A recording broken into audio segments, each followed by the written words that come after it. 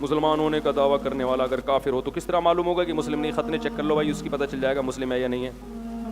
کفر کی علامات کیا ہیں بھائی؟ وہ صاف لفظوں میں انکار کرے تو پھر کافر ہوگا، ورنہ جو مسلمان کے گھر میں پیدا ہو وہ مسلمان ہی سمجھا جائے گا۔ اصول تکفیر کی وضاحت کرتے ہیں۔ یہ اس لیے پوچھ رہا ہوں کہ پاکستان میں کفر بہت سستا ہے۔ اصول تکفیر ہیں، بہت سخت احکام ہیں کسی کو کافر قرار دینے کے۔ 100 کسی نے ایک بات کہی جس سے لگ رہا ہو کہ یہ کافر ہے، لیکن اس بات کے 100 مطلب نکلتے ہوں، 99 مطلب ایسے نکلتے ہوں جس سے اس کا کافر ہونا ثابت ہو رہا ہے، لیکن ایک مفہوم اس کا ایسا نکلتا ہے جس سے اس کی بات کا صحیح محمل تلاش کیا جا سکتا ہے، تو فقہا کہتے ہیں اس ایک بات کو لیا جائے گا، 99 کو رد کر دیا جائے گا۔ کسی کو کافر کہنا بہت احتیاط والا عمل ہے۔ ہمارے ایک استاذ نے ایک واقعہ سنا ہے کہ ایک مولوی صاحب تقریر کر رہے تھے گاؤں میں، انہوں نے فتویٰ دیا جو لوگ ٹی وی دیکھتے ہیں وہ دائرہ اسلام سے خارج ہیں۔ کہہ رہے میں نے کہا بھائی یہ کیا ہو گیا بھائی؟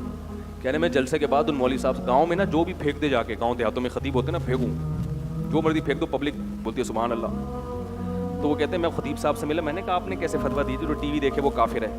کہہ رہے میں نے احتیاطاً کہا ہے۔ میں نے کیا کیا ہے؟ احتیاطاً تو کفر سے بچایا جاتا ہے کہ کافر ہو بھی رہا ہے تو احتیاطاً اس کو کیا کہو؟ مسلمان، کہ بھائی ایسا نہ ہو اس کا کچھ اور مفہوم ہو۔ تو انہوں نے کیا کر دیا؟ احتیاطاً کافر قرار دے دیا۔ یہ عجیب احتیاط ہے۔ عقیدہ رسالت محمدی کی وضاحت فرماتے ہیں۔ حضور کی ذات کے بارے میں مسلمان کا کیا عقیدہ ہے؟ ہمارا یہ عقیدہ ہے رسول اللہ صلی اللہ علیہ وسلم کے بارے میں کہ آپ بشر ہیں، انسان ہیں حقیقت اور ماہیت کے لحاظ سے۔ آپ عبداللہ، حضرت عبداللہ کی اولاد ہیں، حضرت آمنہ کے بطن سے آپ کو اللہ نے جنا ہے، اور آدم علیہ السلام کی اولاد میں سے ہیں، نوح علیہ السلام کی اولاد میں سے ہیں۔ آپ کا ایک قوم ہے، جیسے انسانوں کی قوم ہوتی ہے، قبیلہ ہوتا ہے۔ آپ صلی اللہ علیہ وسلم عرب میں پیدا ہوئے، عربی تھے۔ آپ صلی اللہ علیہ وسلم قریش قبیلے سے تعلق تھا اور بنو ہاشم سے تعلق تھا۔ تو یہ ساری چیزیں بشری مخلوق کے ہیں، اور آپ کی اولاد ہے سادات جن کو کہا جاتا ہے، وہ بھی سب کیا ہیں؟ بشر ہیں۔ اور آپ ہدایت کا نور ہیں، جیسے قرآن ہدایت کا نور، علماء بھی ہدایت کے نور، اور آپ صلی اللہ علیہ وسلم بھی ہدایت کے نور ہیں۔ تو نور ہیں ہدایت کے لحاظ سے۔ ہاں آپ زیادہ نور ہیں کیونکہ آپ سے جتنی ہدایت پھیلی اتنی کسی سے نہیں پھیلی، اور علماء میں جس سے جتنی ہدایت پھیلے گی اس کو اتنے حساب سے نور کہا جائے گا۔ سمجھ میں آ رہی ہے بات؟ قرآن نے، اللہ نے اپنے آپ کو بھی نور کہا ہے کیونکہ اللہ بھی لوگوں کو کیا دیتا ہے؟ ہدایت دیتا ہے۔ تو ہدایت کے لحاظ سے نور ہیں، اور حقیقت ماہیت کے لحاظ سے آپ کیا ہیں؟ بشر ہیں، انسان ہیں۔ بالکل ایسے ہی بشریت میں جیسے دوسرے انسان ہوتے ہیں، کیونکہ قرآن میں جگہ جگہ انما انا بشر مثلکم، میں تمہاری طرح کا بشر ہوں، یعنی بشر ہونے میں تمہارے جیسا ہوں۔ بشریت کے لحاظ سے کیا ہوں؟ جیسے تمہاری آنکھیں ہیں، تمہاری ناک ہے، تمہیں کھانا چاہیے، پینا چاہیے، بیمار ہوتے ہو تو علاج چاہیے، تو یہ ساری چیزیں مجھے بھی چاہیے، اس لحاظ سے۔ تبھی مشرکین اعتراض کرتے تھے ما لہذا الرسول یاکل الطعام ویمشی فی الاسواق، یہ کیسا رسول ہے، یہ تو کھانا بھی کھاتا ہے اور بازاروں میں خریداری بھی کرتا ہے۔ تو اللہ نے اس کا جواب یہ نہیں دیا کہ نہیں یہ نہیں کرتے، اللہ نے فرمایا کہ سبحان ربی هل كنت الا بشر رسولا، میرا رب ہر عیب سے پاک ہے، اسے نہ خریداری کی ضرورت نہ کھانے کی ضرورت، میں تو بشر ہوں، انسان ہوں۔ فرق کیا ہے کہ میں رسول ہوں، تم رسول نہیں ہو۔ تو یہ ہمارا نظریہ۔ ہاں آپ صلی اللہ علیہ وسلم انسانوں میں تمام انسانوں سے افضل ہیں، بلکہ اللہ کی مخلوق میں تمام مخلوق سے افضل ہیں، فرشتوں سے بھی، جنات سے بھی۔ جتنی ذی روح مخلوق اللہ نے اس کائنات میں پیدا کی ہے، اس تمام مخلوق سے سب سے بڑا مقام اللہ نے کس کو دیا؟ محمد صلی اللہ علیہ وسلم کو۔ تبھی شاعر نے کہا نا بعد از خدا بزرگ تو ہی قصہ مختصر، کیسا پیارا شعر ہے۔ اس نے کہا کیا نبی کی شان میں الفاظ کہوں، الفاظ میرے پاس نہیں ہیں، تو بعد از خدا بزرگ تو ہی، اللہ کے بعد سب سے بڑا درجہ کس کا ہے؟ تیرا ہے۔ لیکن یاد رکھو اللہ تعالیٰ کی ذات اور صفات میں آپ صلی اللہ علیہ وسلم شریک نہیں ہیں۔ اللہ کی جو ذات ہے وہ مختار کل ہے، مشکل کشا ہے، حاجت روا ہے، اور انسان کوئی بھی ہو، پیغمبر ہو یا پیغمبر کے علاوہ بھی، اللہ فرماتے ہیں انتم الفقراء الی اللہ، سب کے سب اللہ کے در کے محتاج ہو۔ اور اللہ نے کلی اختیارات کسی کو بھی نہیں دیے، نہ جزوی نہ کلی، اسباب سے ہٹ کے جو اختیارات ہوتے ہیں، اسباب والے اختیارات اللہ نے انسانوں کو بھی دیے ہیں، جنات کو بھی دیے ہیں، فرشتوں کو بھی دیے ہیں، پیغمبروں کو بھی دیے ہیں۔ اسباب والے اختیار یعنی کسی لاجک کے تحت کوئی کام کرنا، بغیر سبب کے اللہ نے کوئی، یہ تو قرآن میں جگہ جگہ اللہ نے بیان کیا۔ اس موضوع کو لے کے چلوں گا تو بات لمبی ہو جائے گی۔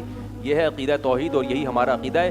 پھر یہ بھی ہمارا عقیدہ ہے کہ آپ صلی اللہ علیہ وسلم پر دنیاوی لحاظ سے موت واقع ہو چکی ہے، کیونکہ آپ بشر ہیں، اور ما جعلنا لبشر من قبلک الخلد، اللہ فرماتے ہیں کسی انسان کو ہم نے ہمیشہ کے لیے پیدا نہیں کیا۔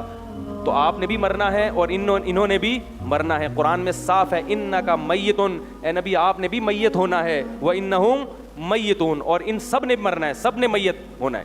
یہی وجہ ہے کہ آپ صلی اللہ علیہ وسلم پر موت واقع ہوئی, آپ کو غسل دیا گیا باقاعدہ, اور آپ کا جنازہ اس لیے نہیں پڑھا گیا. بعض علماء نے یہ مصلحت بیان کی ہے کہ نبی کے لیے دعائے مغفرت جائز نہیں ہے, کیونکہ نبی کے لیے کبھی نہیں اللہ نبی کی مغفرت کر دی, یہ توہین ہے. اس لیے اللہم صلی علی محمد خصوصی رحمت نازل کر. تو جنازہ کی جو نماز ہے وہ کس لیے ہوتی ہے؟ مغفرت کے لیے. تو نبی کا جنازہ نہیں بلکہ صلاۃ والسلام پڑھا گیا نبی پر صحابہ کرام نے. ہاں یہ ضرور ہے کہ موت واقع ہوئی تبھی آپ صلی اللہ علیہ وسلم کی بیویوں نے عدت گزاری ہے. عدت تو جبھی ہوتی ہے نا جب شوہر کا انتقال ہو جائے, عدت بھی گزاری ہے آپ صلی اللہ علیہ وسلم کی زوجات نے. اور عدت کے بعد جو ان کو کسی اور نکاح سے اجازت نہیں دی وہ نبی کے احترام کی وجہ سے, کیونکہ اللہ نے اس بات کو پسند نہیں کیا کہ نبی کی بیوی عدت کے بعد بھی کسی سے نکاح کریں, کسی اور کے نکاح میں جائیں, وہ آپ صلی اللہ علیہ وسلم کے احترام کی وجہ سے. ہاں نبی صلی اللہ علیہ وسلم پر دنیاوی لحاظ سے موت واقع ہوئی, مگر اللہ تعالیٰ نے آپ کو قبر میں خاص قسم کی حیات دی ہے جو عام لوگوں کو نہیں ملتی, وہ شہداء کو بھی نہیں ملتی, بلکہ شہداء کی زندگی سے بھی بڑھ کر ایک خاص نوعیت کی زندگی دی ہے. اور اس زندگی کی وجہ سے آپ صلی اللہ علیہ وسلم کی روح مبارک کا آپ کے جسد اطہر سے جو تعلق ہے وہ عام لوگوں کی نسبت بہت قوی ہے. نہیں آ رہی بات سمجھ میں؟ ہر میت کا نا کی روح کا جسم سے کچھ نہ کچھ تعلق ہوتا ہے, لیکن آپ صلی اللہ علیہ وسلم کی جو روح مبارک ہے اس کا جسد اطہر سے بہت قوی اور گہرا تعلق ہے. اس تعلق کی وجہ سے آپ صلی اللہ علیہ وسلم کو قبر میں زندہ کہا جاتا ہے. بات آ رہی ہے سمجھ میں؟ تو یہ برزخی حیات ہے مگر بہت طاقتور حیات ہے. یہ اس معنی میں نبی کو کیا کہا جاتا ہے کہ آپ صلی اللہ علیہ وسلم قبر میں زندہ ہیں. سمجھ میں آ رہی ہے؟ کیونکہ یہ عام مردوں کی طرح نہیں ہے بلکہ بہت طاقتور حیات آپ صلی اللہ علیہ وسلم کو دی ہے. کیونکہ جب شہداء کو ملتی ہے وہ حیات, تبھی تو قرآن نے کہا ان کو مردہ گمان بھی مت کرو, تو جب وہ شہداء کو ملتی ہے تو انبیاء کا مقام شہداء سے بڑھ کر ہے. سمجھ میں آ رہی ہے بات؟ تو یہ اہل سنت والجماعت کا عقیدہ ہے جو معتدل ہے. یہ کہنا کہ نبی صلی اللہ علیہ وسلم کی روح مبارک کا اس جسم سے کوئی تعلق نہیں ہے یہ غلط ہے, یہ اہل سنت والجماعت کا نظریہ بولو بھائی نہیں ہے. سمجھ میں آ رہی ہے بات؟